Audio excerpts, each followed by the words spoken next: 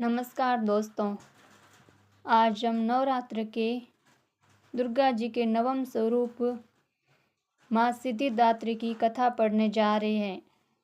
आइए, माँ दुर्गा जी की नौवीं शक्ति का नाम सिद्धिदात्री है। ये सभी प्रकार की सिद्धियों को देने वाली हैं। नवरात्रि पूजन के 9वें दिन इनकी उपासना की जाती है। इस दिन शास्त्रीय विधि विधान और पूर्ण निष्ठा के साथ साधना करने वाले साधक को सभी सिद्धियों की प्राप्ति हो जाती है। सृष्टि में कुछ भी उसके लिए अगम्य नहीं रह जाता। ब्रह्मांड पर पूर्ण विजय प्राप्त करने की सामर्थ्य उसमें आ जाती है। मार्कंडेय पुराण के अनुसार अणिमा, महिमा, गरिमा, लग्गिमा, प्राप्ति, प्राकाम्य, ईशित्व और वसित्व ये 8 सिद्धियां होती हैं।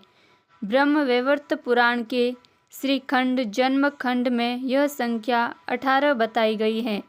इनके नाम इस प्रकार हैं: अणिमा, लग्गिमा, प्राप्ति, प्राकाम्य, महिमा, ईशित्व, वसित्व,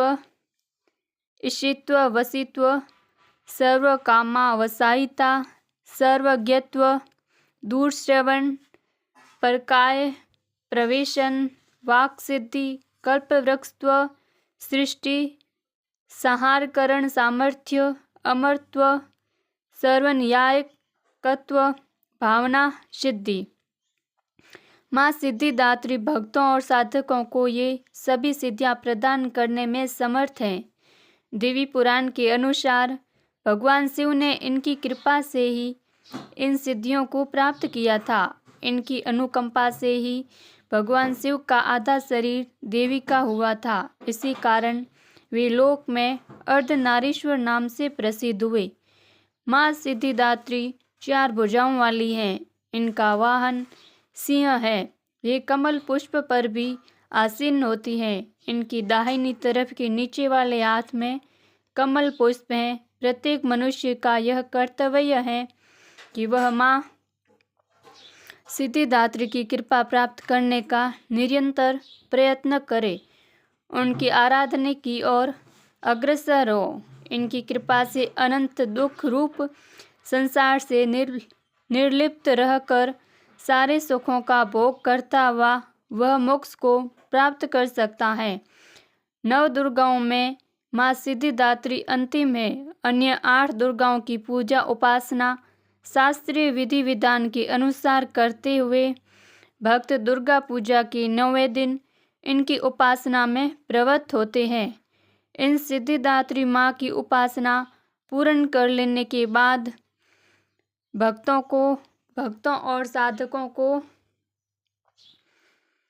लौकिक परलौकिक सभी प्रकार की कामनाओं की पूर्ति हो जाती है। सिद्धिदात्री माँ की कृपा पात्र भक्त के भीतर कोई ऐसी कामना शेष बचती ही नहीं है जिसे वह पूर्ण करना चाहे। वह सभी सांसारिक इच्छाओं, आवश्यकताओं और स्पृहाओं से ऊपर उठकर मानसिक रूप से माँ भगवती के दिव्य लोकों में विचरण करता हुआ उनकी कृपा रस पीयूष का निरंतर पान करता हुआ विषय भोग शून्य हो जाता है। माँ भगवती का परम सानिध्य ही उसका सर्वस्व हो जाता है। इस परम पद को पाने के बाद उसे अन्य किसी भी वस्तु की आवश्यकता नहीं रह जाती। माँ के चरणों का यह सानिध्य प्राप्त करने के लिए हमें निरंतर नियमनिष्ठ रहकर उनकी उपासना करनी चाहिए।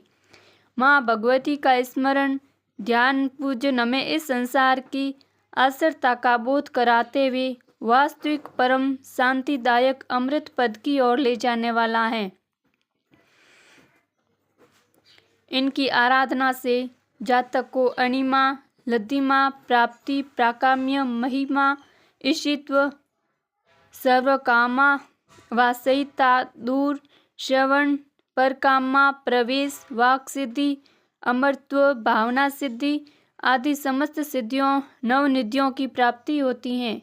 आज के युग में इतना कठिन तप तो कोई नहीं कर सकता, लेकिन अपनी शक्ति अनुसार जप तप पूजा अर्चना कर कुछ तो माँ की कृपा का पात्र बनता ही है। प्रत्येक सर्वसाधारण के लिए आराधना योग्य यह श्लोक सरल और स्पष्ट है। माँ जगदम्बे की भक्ति पाने के लिए इसे कंठस्थ कर नवरात्रि में नवमी के दिन इसका जाप करना चाहिए। या देवी सर्वभूतेषु माँ सिद्धिदात्री रूपेण संस्थिता नमस्तस्यै नमस्तस्यै नमस्तस्यै नमो नमः। अर्थात हे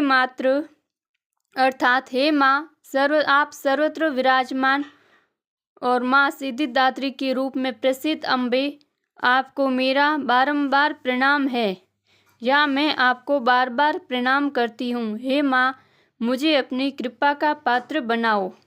जय माँ सिद्धिदात्री की।